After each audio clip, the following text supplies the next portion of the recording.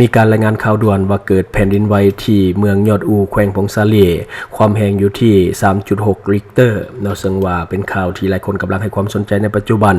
ซึ่งศูนย์ข้อมูลข่าวสารแผ่นดินไหวแห่งชาติลาวหรือว่า Lao National Earthquake Data Information Center ที่มีการรายงานข่าวออกมาในปัจจุบันเนาะก็คือบทรายงานสภาพการเกิดแผ่นดินไหวในสปป.ลาว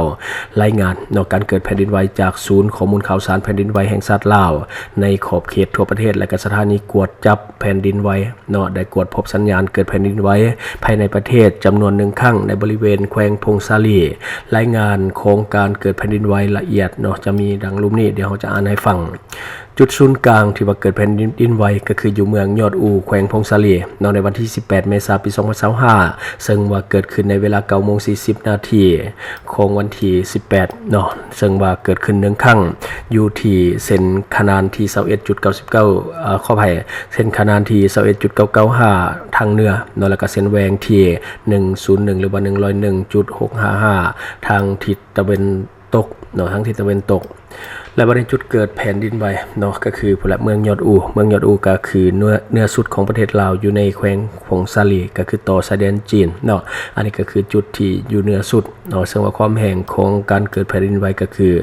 3.6 ริกเตอร์เนาะหรือว่า 3.6 แมกนิจูดเนาะที่ว่าเกิดขึ้นซึ่งว่าเลิกลงไปใต้ดินเนาะหรือว่าใต้พื้นโลกก็คือ10 กิโลเมตรซึ่งว่าแผ่นดินไหวนี่ถือว่าเป็นแผ่นดินไหวขนาดน้อยเนาะบ่มีผลกระทบปานใดเนาะที่ว่ามันเกิดขึ้นแต่ก็พอรู้สึกได้เล็กน้อยถึงการสั่นไหวถ้าว่าเฮาบ่ได้ตั้งสติแท้ๆก็จะบ่ฮู้ดอกว่ามันเกิดแผ่นดินไหวเนาะเพราะว่ามันเกิด 3.6 ริกเตอร์แล้วก็เลิกไปประมาณ10 กิโลเมตรนอกจากนาดินคือตอนนี้กรมอุตุนิยมและก็อุทกศาสตร์เนาะกำลังเฝ้าระวังและก็ติดตามการเกิดแผ่นดินไหวในบริเวณดังกล่าวอย่างต่อเนื่องและก็ขอให้ติดตามข้อมูลข่าวสารจากกรมอุตุนิยมและอุทกศาสตร์เนาะซึ่งว่าตอนนี้เพิ่นก็ยังเฝ้าระวังอยู่ที่จริงนะการเกิดแผ่นดินไหวในลาวเนี่ยมันก็เกิดขึ้นเรื่อยๆแต่ว่าส่วนใหญ่มันจะเกิดขึ้นบ่เกินนี่ล่ะบ่เกิน 3.6 หรือว่าสูงสุดก็ประมาณ4ริกเตอร์เนาะซึ่งว่ามันบ่ได้สร้างผลกระทบหยังหลายเนาะบางคนก็แทบจะบ่ได้รู้สึกด้วยซ้ำว่ามันเกิดแผ่นดินไหวเนาะเพราะว่ามันเกิดระยะเวลาสั้นๆและที่สำคัญคือมันเกิดอยู่เลิกความแรงมันบ่แรงปานใดก็บ่ได้สร้างผลกระทบให้กับบ้านเรือนหรือว่าทรัพย์สินอื่นๆเนาะต่างจากการที่เกิดอยู่ในเมียนมาและก็ในประเทศไทยในช่วงที่ผ่านมาอันนั้นคือแรงเนาะก็คือถึงขั้นจุด7กว่าหรือ 8.9 จุดแบบนี้ก็จะเฮ็ดให้เกิดผลกระทบเนาะคันว่าเกิดแบบว่าระยะเวลายาวๆหน่อยนึงหลายวินาทีหรือว่าไปถึง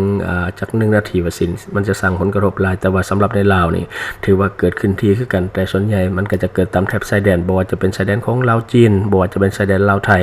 ตัวอย่างคือในแขวงสัญญาบุรีเนาะมักจะเกิดแผ่นดินไหวแล้วก็ในแขวงบ่อแก้วของลาวที่ว่าอยู่ทางภาคเหนือนี่ก็มักเกิดแผ่นดินไหวเช่นเดียวกันเนาะเพราะว่ามันอาจจะอยู่ในส่วนของห้อยต่อของแผ่นเปลือกโลกเนาะคล้ายๆกับอยู่ใน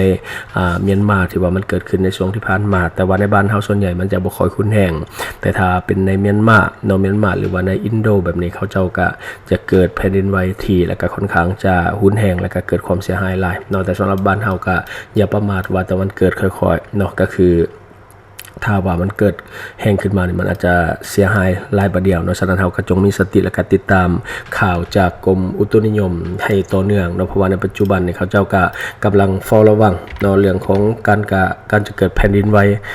ต่อมาเนาะบางทีมันเกิดก่อนมาน้อยๆแต่ว่าเวลามันเกิดมาใหญ่ๆนี่ก็จะรับมือบ่ทันแต่ถ้าว่าเฮาติดตามตลอดเนาะก็จะเห็นให้ขออภัยว่ากรมอุตุนิยมบ่แม่นเนาะก็คือศูนย์ข้อมูลข่าวสารเกี่ยวกับแผ่นดินไหวเนาะขอโทษขออภัยก็คือเราต้องได้ติดตามอย่างต่อเนื่องคันบ่ติดตามอย่างต่อเนื่องนี่เราก็จะ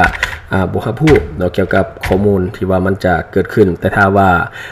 ทางศูนย์เนาะข้อมูลเพิ่นกวดพบก่อนและเพิ่นแจ้งครับแบบนี้เราก็จะได้เตรียมตัวรับมือทันบางทีอยู่ในตึกอยู่ในอาคารเราก็จะสามารถออกจากตึกจากอาคารได้ทันกับลดผลความเสียหายที่ว่าจะเกิดขึ้นแล้วจะได้ก็ตามตอนนี้ทุกคนเข้าไปที่แฟนเพจของศูนย์ข้อมูลข่าวสารเนาะเพราะว่าเพิ่นจะได้แจ้งข้อมูลและก็ติดตามนํกันเนาะคาดว่ามันเกิดขนาดใหญ่นี่ก็จะได้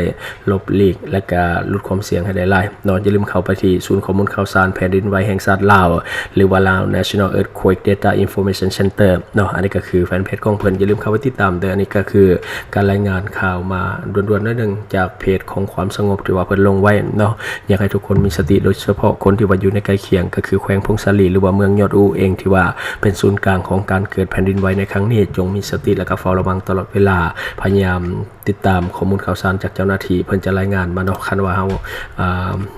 บ่มีสติในโอกาสที่จะเกิดความเสียหายสูงนี่ก็มีหลายเนาะ ดีพลัสผลิตภัณฑ์ปกป้องตับจากฤทธิ์แอลกอฮอล์และเชื้อพยาธิจากอาหารดิบเหมาะสำหรับผู้ที่ดื่มเหล้าดื่มเบียร์หนักๆและกินอาหารดิบเป็นประจำแน่นอนทั้ง2อย่างทำลายตับโดยกงถ้าทานเปลี่ยนพฤติกรรมเสี่ยงของทานบ่ได้อย่าลืมปกป้องตับของทานด้วยผลิตภัณฑ์ดีพลัสของเฮาซึ่งมีการปรับสูตรให้เข้มข้นตอบโจทย์กับคนลาวและยังช่วยแก้อาการเมาค้างได้ดีหลังทานดื่มเหล้าและเบียร์ดื่มดีพลัสทุกครั้งก่อนดื่มเหล้าและเบียร์และกินอาหารดิบจะช่วยกระตุ้นการเฮ็ดเวียกของตับให้ดีขึ้นอย่างเห็นได้ชัดเจน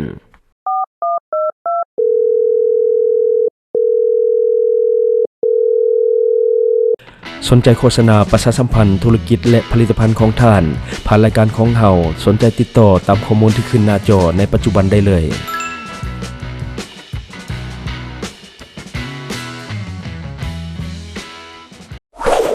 Subscribe for more video.